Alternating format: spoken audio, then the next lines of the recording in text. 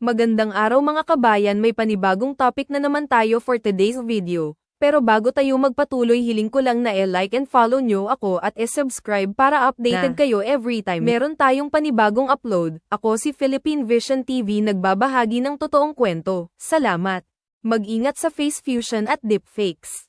Ito ay mga anyo ng cyber warfare na maaaring makapagpapahina sa mga pamahalaan sa pamamagitan ng pagguho ng tiwala ng publiko. Ang mga sopistikadong pagmamanipula na ito ay lumilikha ng makatotohanan ngunit maling mga larawan o video, na ginagawang mahirap na makilala ang pagitan ng tunay at gawa-gawang nilalaman.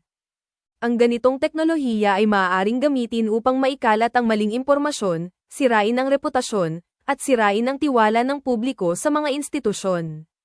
Manatiling mapagbantay at i-verify ang mga mapagkukunan upang maprotektahan ang ating bansa laban sa mga banta na ito. Katulad nito, ibang klase din si Maharlika naman, kaya naman pala kay tagal ilabas ang polvoron video. Inedit na nga, palpak pa.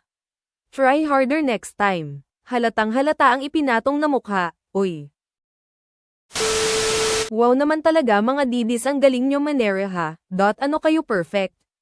Edi wow, ginagawa nyong kasira ng pag-edit nyo sa mukha ni PBBM, nakakahiya kayo mga dutae, mga drug addict naman amo nyo, hahaha. Edited talaga. Naging kamukha ni Far Inez. Kaming mga Marcos loyalist hindi basta-basta nagpapaniwala, may mga sarili at matino kaming pag-iisip.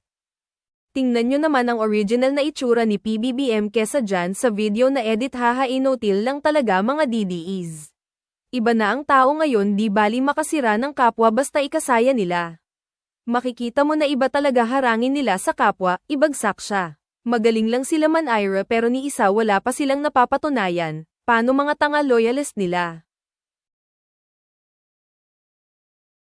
At yun na nga ang topic natin sa video na ito. Ikaw na nanonood ngayon, anong masasabi mo? Comments mo na dyan sa baba. At para naman updated ka sa mga upload ko, don't forget to like and follow. Hanggang dito na lang.